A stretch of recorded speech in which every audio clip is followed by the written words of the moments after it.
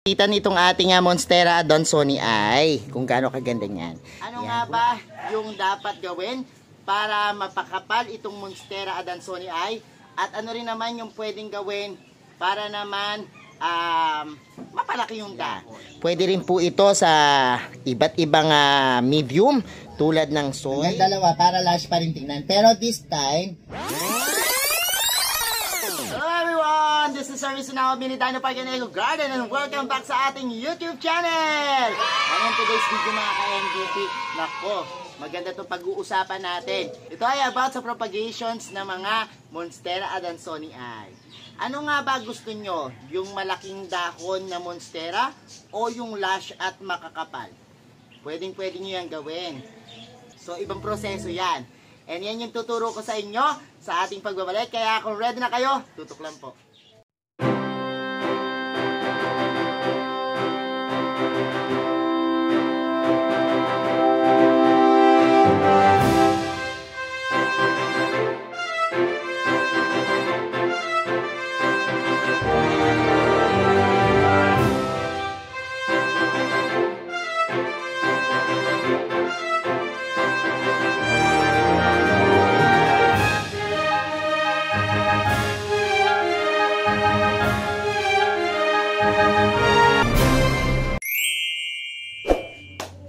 Back mga ka-MVP, at ngayon nga nandito yung ating isang koleksyon at alaga na isang uri ng Monstera. Ito yung Monstera Adansonii na nandoon sa ating Monstera Corner. Ayan, pansandalian ko muna hiniram to para maipakita ko sa inyo na yan, kita nyo naman po, napakalalaki ng dahon niya at the same time makapal siya. So, ano ba gusto nyo? Yung sobrang laki ng dahon or yung sobrang lash? Kasi may mga ways tayo kung paano yan ma-achieve. At yan yung ituturo ko sa inyo ngayon. Plus na rin, magpo-propagate tayo. Kung sa nakaraang video natin, napakita ko na yung mga propagations, yung paraan. Ngayon, po-propagate pa rin tayo kasi may balak akong ilagay yung iba nito dun sa ating Monstera Corner. Kaya di ba nung nakaraan nagpatambak tayo dyan, tapos bigyan ko kayo ng updates ng iba kong propagations dito. Kasi marami na po ako nakuha dito. And yet, ganyan pa rin siya oh. Ang kapal niya pa rin. At ang bilis niya talagang lumago. Kaya naman itong houseplant na ito, na Monstera Adansonii ay napakadaling alagaan at mabilis paramihin. Kaya panoorin nyo ako at bibigyan ko kayo ng ilang tips and tutorials sa pagpapalash, pagpapalaki ng dahon, at syempre pagpapadami nitong Monstera Adansonii. So siguro pakita ko muna sa inyo ng malapitan itong ating Monstera Adansonii. Kung gaano kaganda niyan. Yan, kung nakakita po kayo yung sa mga baguhan lang sa mata yung ganitong halaman, tingnan nyo po yung itsura niya. Makikita nyo po nung dahon niya na may mga butas-butas. O, kita nyo naman sino ba namang hindi maa-attract sa ganyan, di ba? Makikita nyo naman talaga na kakaiba siya. Talagang nagiging parang elegante siya sa paningin, ano. Actually, ang mga Monstera Adansonii po, napaka-versatile po nito pagdating sa mga low light condition. Pwede po kasi itong ilagay sa loob ng bahay at nakakatagal sila. Pwede rin po ito sa iba't ibang medium tulad ng soil, water. Yan po, pwede po ito. Kaya naman talagang favorite na houseplant ito. Kaya nakakatuwang tingnan na kapag halimbawa meron kang alaga nito, parang in na in ka doon sa mga plantito at plantita na talagang nagkukolekta ng mga houseplants. And ayan yung ating Monstera Adansonii ay nakita nyo naman. May iba't ibang varieties din na kamukha nitong Monstera Adansonii. Gusto nyong i-check, pwede nyong i-google yung mga kaparehas nito ng itsura. May mga eskeleto or something na ganyan. Mga ganyan yung mga pangalan nila. Pero mga medyo mamahalin po talaga. Yung mga Monstera na lanyata, yan, hawig-hawig po sila. O meron tayong mga koleksyon yan na kamukha at nahahawig ng Monstera Adansonii. So meron ako mga video nung tamang pag-aalaga nito. Pwede nyo na rin pong i-check. At meron tayong video rin ng iba't ibang variety rin ng mga Monstera. Pwede nyo rin yung i-check sa ating playlist. Pero ngayon, ang pag-uusapan natin, papasadahan natin yung care tips pa rin. Pero yung ano nga ba'y sikreto ko kung bakit naging ganito kalash yung aking Monstera adansonii at kung bakit ganyang kalalaki yung dahon. So, ayan po, isa-isahin natin. Before kasi, nung nabili ko to, sobrang liit lang. As in, one leaf lang. Tapos, hanggang such time na talagang haba-haba na siya. At ako po, ang rules ko kasi sa akin, pag lumampas na ng pole, tsaka po ako propagate. So, ano yung mga propagations na ginawa ko? Kita nyo naman, nandiyan dyan O, eto. Yan yung mga propagations natin. Meron tayong propagations through water. Yan. Tapos may propagations tayo through soil. Etong mga to, dito ko muna nilagay sa seedling bags kasi before, sana gusto kong i-out. Pero, ang plano ko kasi dito, ilagay doon sa ating Monstera corner, doon sa pinatambakan natin, sa harap. So, mamaya, ililipat ko na yan. Pero yung mga yan, bago ko sila ilipat sa lupa, dumaan muna po yan sa ating, sa ating water propagations. Kita nyo naman, ang bilis mag-ugat kasi pag sa tubig. Pero bago natin puntahan yung propagations, ano nga ba sikreto? Bakit nga ba kailaki ng ating mga monstera? O sige, yan po, ang pag-aalaga po ng monstera, kailangan yung potting mix mo well drained, yung hindi nag-stack up yung tubig. Tapos pagdating naman sa sun exposure nito, hindi siya masyadong delikado. Kasi ito pwede siya sa mga medium, low light, yan, yung mga pwede sa kanyang sun exposure. So, kung lalagay nyo sa loob ng bahay, pwede rin po yan. So, walang magiging problema. At maganda pa rin naman siya. So, kung ibababad niya siya sa tubig, pwede rin. Or pwede rin naman direkta sa lupa. So, ayan. Eto, bakit nagiging lash? Actually, napansin ko kapag pinupugod ko po itong aking monstera, talagang ang dami-daming sumasanga sa kanya. Yan. Ang daming nagtutubuan na sa kanyang mga nodes. Lumalabas po, ayan once na nagputol po ako, kasi ang rules ko dati, ayan, kapag halimbawang bibilang ako ng dalawa, yan, dalawang ganyan, ayan tingnan nyo, yung last time natin, bumilang ako ng dalawang nodes, doon ko siya pinutol, para mukha po siyang lash, napaka-lash niyang tingnan, kapag lumaylay na, at nakaganyan na, lash pa rin siyang tingnan. Kapag halimbawa, kasing sinagad mo siya sa putol dito, ang tendency mawawala na po to. So, hindi na siya ganun ka-lash tingnan. So, yan yung isang way at isang technique. Bibilang kayo ng dalawang nodes, katulad ng mga tinuturo ko yan nung mga nakakaraang video natin. Kapag meron kayong pole, bumilang kayo ng dalawa, tapos nung kayo mag-cut, para mukhang lash pa rin siya. Kasi pag nawala na po itong isa na to, kita nyo ang magiging itsura. Hindi na siya ganun ka-lash tingnan. Kaya magtitira po kayo dito. Ayan, tingnan nyo. Ako nagtitira, and kapag nagtitira ako, may tumutubo po kagad yan. Halimbawa, nag-cut kayo internode, asahan nyo na po yan, na may mga tutubo dyan sa mga nodes, kung saan-saan. Minsan nga dito sa kalahati, ng pinakabaging niya doon tumutubo. Lalo na kung matured na po yung inyong Monstera adansonii. Paano naman lalaki yung dahon? So, normal po yan. Kapag halimbawa pong mahabang-mahaba na at hindi nyo ginagalaw yung inyong monstera, lalaki po talaga yung dahon niya. At magiging ganito kalaki yan, Yan, malaki yung madidevelop sa kanyang dahon. Pero subukan nyo po, kapag kinat nyo po, yung mga tumutubong bagong nodes, medyo maliliit po yung dahon niya. Opo, sobrang liliit. Kaya, halimbawa, nag-cut kayo, ayan, katulad nito, bago lang. So, kinat nyo siya, ang tubo po niyan maliit. Unlike dun sa mga talagang hinahayaan mo lang siya na mag-lash at lumaki, malaki po yung dahon na bibigay niya kapag tumagal. Kasi once na nagputol ka, may bagong susulpot yan. Yung sulpot niyan maliit. Pero hayaan mo lang po siya nang tumagal, and ayan, malaki na yung mabubuo yung dahon. Ganyan po kalaki. Tapos basta ibigay nyo lang yung mga pangangailangan, yung sinabi ko kanina. Actually, ako minsan ko lang nilagyan ng Osmocote yan na fertilizer naglalagay lang ako ng toppings na vermicast paminsan para ma-replenish lang yung sustansya ng lupa. Pero minsan-minsan ko lang yung ginagawa, and hindi niya kailangan ng ganun daming fertilizer. At napansin ko rin naman pag nag-over fertilizer, may times na talagang naglalagas yung dahon dumidilaw, tapos nagiging marupok. napansin ko nagiging marupok yung dahon pag over ako ng lagay ng Osmocote, tapos nilagyan ko pa ng Vermicast, dudupok yung kanilang mga dahon at madali pong mag-dry.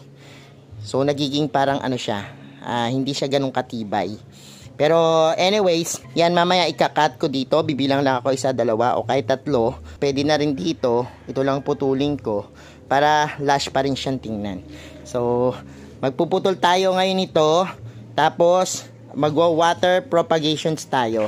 Kasi itong isa na to tatanggalin ko na. Ayan, ganito naman po kasi pag halimbawa pong may ugat-ugat na, ayan, nagkaganyan na po yung aking nakadevelop na siya ng maraming roots. Ito po kasi makita nyo, aerial roots po yun, no, before. Yan, pag may aerial roots na tumubo, tapos humaba na rin, tapos ayan yung mga roots na bagong tubo. Yan.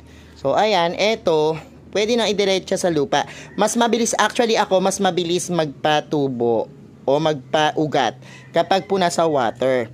Ang medyo nahihirapan kasi ako kapag halimbawa po na nagtanim ako nitong monstera sa lupa, may chances po yan na matanggal lahat ng mga dahon muna. Tapos tutubuan. So yan, iwasan nyo lang po na yan, laging basay lupa kasi medyo baka magkaroon yan ng stem rot kapag tumagal. Pero sabi ko sa inyo, para safe kayo, mag-cut muna kayo, tas water propagations. Tapos pag medyo maganda na yung ugat, haba-haba na at nakapag-develop na, transfer nyo na po. Ganyan po yung ginawa ko dito sa mga monstera ko na yan na propagations. And yan, mamaya naman, dahil okay na yung paglalagay niya, ang gagawin ko naman po is ilipat to doon. Pero now, mag-propagate muna tayo. Pakikita ko sa inyo yung water propagations natin, ha? So, ayan mga ka-MDP. Ang gagawin natin ngayon is, ikakat ko na tong ating Monstera Adansonii. So, sabi ko sa inyo, pwede hanggang 2. Hanggang 2 para lush pa rin tingnan. Pero this time, ayan, dito ko siya ikakat. Basta meron lang maiwan na nakalaylay para hindi siya mawalan dito sa taas ng talagang lush tingnan. O eto, gagawin ko dito ko puputulin. Yan. Sa internode po kayo magpugot. Ayan, o, kita nyo? O, ayan. So, lush pa rin siya kahit papano, di ba? Kahit na natanggalan natin siya, o, malago pa rin siya. At malalaki pa rin yung dahon niya. So, eto naman ngayon, tatanggalin natin. 1 leaf propagations tayo. And tatabi ko muna siguro tong atin na Monstera Adansonii o yung tinatawag din tong Swiss cheese. Yan. Na plants kasi dahil parang cheese daw may mga butas-butas eh. So eto, tatanggalin ko na tong dalawa na to kasi dediretect ako na po ito sa lupa kasama ng ating mga nasa soil na Monstera Adansonii. And ayan, lagay ko na yan dyan. Eto na, mag-water propagations na tayo. So, meron ako ditong 3 glass. And dyan ko lang po isasaksak. Pero actually, sa totoo lang, ang ganda kasi nito, nakakapag-propagate ka na, meron ka pang pan-display sa loob ng bahay. Kasi maganda rin po ito sa mga opisina, tsaka sa mga loob ng bahay, sa dining table, sa receiving area. Kapakaganda rin po nito. Kaya, okay. Puro po kayo mag-cut sa internode. Yan. Actually, maganda lang kasi na sa internode kayo. Kasi yung iba kasi, pwedeng tinatanggal yan. Ito po kasi, papakita ko sa inyo Ito po kasi, hindi na kailangan yan. Yung mga ganyan. Ito, ang kailangan lang po kasi din natin, itong nodes. Itong mga internodes na yan, yung mga yan, hindi na po yan kailangan. Kaya yung iba, ginugupit. Yan. Pero ako naman, kung halimbawa, sa water, okay yan sa akin. Ganyan. Tapos lalagay mong ganyan. Pero, kung halimbawa po, kung sa soil kayo magdidirekta, okay lang po na wag nyo nang tanggalin po yung mga sobra-sobra. Kasi minsan po, ang nangyayari kasi dito, kadalasan, may mga times na hindi nagiging successful. Kapag sa lupa, nabubulok po. So, kapag halimbawang nabulok yan, nakita nyo na medyo hindi nagiging successful yung inyong propagations, meron pa po kayong tsansa doon sa wherein kung halimbawang dito nyo pinutol ng sagad, yun na po ang unang mabubulok. Kaya ako, I suggested, kung sa water, okay na okay po yung ganon. Yung pinakita natin kanina, natatanggalin po yan. Yung mga internode na sobra. Dahil wala naman po yung gamit talaga. So, pwede na po yan lagay dyan. So, yan. And, ito naman, sa soil naman po, direktan nyo na lang pong itanim para meron pa kayong pag-asa kung halimbawang sa tingin nyo ay hindi naging successful at medyo nabubulok po yung pinakagilid, meron pa po kayong mapuputol. In any case po na ganun mangyari. Pero sabi ko nga sa inyo, ako before gusto ko kagad yung mahahaba na, yung hindi na ginaganito, pinuputol. Pero ang nangyayari sa akin po kasi naglalagas. Kaya parang I suggested na huwag kayong masyadong mahaba yung nodes nyo or yung bagging nyo na itatanim kasi may tendency po na maglagas yung mga dahon nyo talaga. At lalagasin muna po niyan tsaka siya tutubo. Kasi po habang nagde-develop pa yung roots dun sa may pinaka-soil niya, yung nandito po hindi ganun ka-stable kaya naglalagas po yung dahon niya. Wherein kung halimbawa po na sinubukan nyo muna sa tubig at meron na siyang ugat, ayan po, madali na siyang makakasurvive doon kapag nilagay nyo sa soil. Kaya, mag-cut muna po kayo, i-water propagations. Tapos po, kapag may roots na na-develop, tsaka nyo i-transfer. Yan po yung naging practice ko lately. Kasi talaga ako, hindi ako nagwa-water propagation direkta sa lupa na lang. Ang nangyayari po sa akin, may mga hindi nagiging successful at meron naman po na nalalagas muna yung mga dahon bago sila tubuan ng panibagong dahon. Dahil nga po, hindi pa nagde-develop yung roots nila, hindi pa po talaga kayang mag-stand ng plants. Kaya yung mga leaves niya nagte-turn sa yellow. So, ayan po, ganun ang ginagawa natin. So, kayo, depende sa inyo kung anong gusto nyo ha, talaga. Pero ako, ganun po talaga. Gupitin ko muna to, yung mga hindi na kailangan. So, ito mabilis lang naman, ilang linggo lang din po. Minsan nga, araw lang, nakikita ko meron ng development. And ito, sabi ko sa inyo, pwede rin kayong gumamit ng iba't iba. Lagyan nyo ng bato, o minsan yung iba perlite lang, tapos nilalagyan lang ng konting tubig. Pwede na yon. Ganyan lang siya. Tapos, tinandi-display ko na, ayan o. Ang gandang pang display niya, no? Ganyan-ganyan nyo lang. Tapos, tutubuan na yan ng roots. Alam nyo po, kapag halimbawang matured na talaga yung inyong Monstera adansonii, ay magpuproduce po yan talaga ng malaking dahon. Oo, hindi nyo yan napipigilan. Lalo na po yung ganito, yung kapit na sa kanyang pole or sa kinakapitan niya. Tapos, yung mga ugat niya po, talagang, ang ganyan po yung na-develop sa kanya. Mga malalaking dahon. Ngayon naman, siguro nakita nyo na yung ating pagpropagate. Ang gagawin naman natin ngayon, idediretsa ko na po ng tanim itong ating, yung ating mga Monstera adansonii ay dun sa ating Monstera corner. Dun sa ginawa nating project before. So, samahan nyo ako Yung ating Monstera corner, and yan, kung nakikita nyo, dyan natin nilagay yung ating mga boulders na tinambakan before. Sabi ko, lalagay natin dyan yung ating Monstera na na-propagate. So, eto na nga yung na-propagate natin. And panuurin nyo ko dahil ililipat ko dyan yan at ihihilera natin dyan, okay?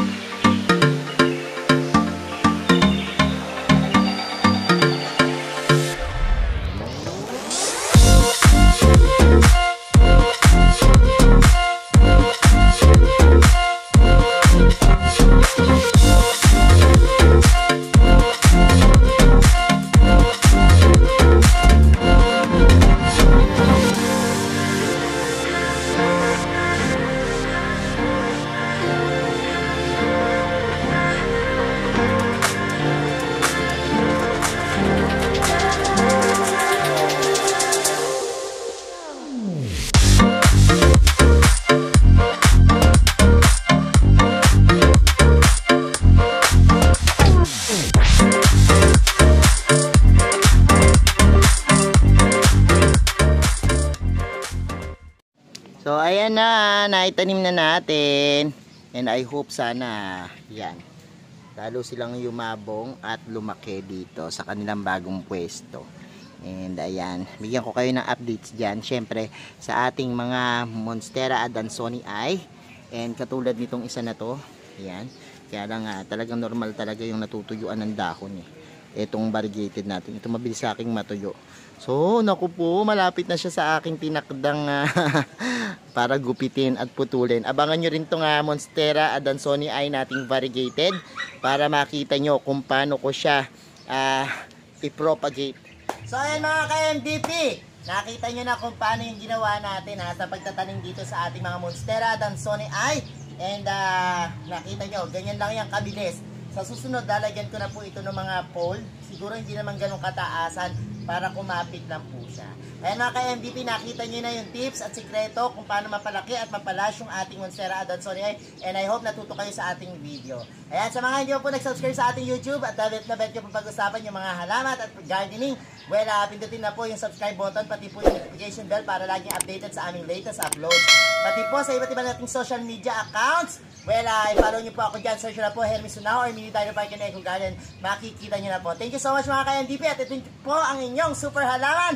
Hermes Sunao nagsasabi po sa inyo ng happy planting. Bye-bye!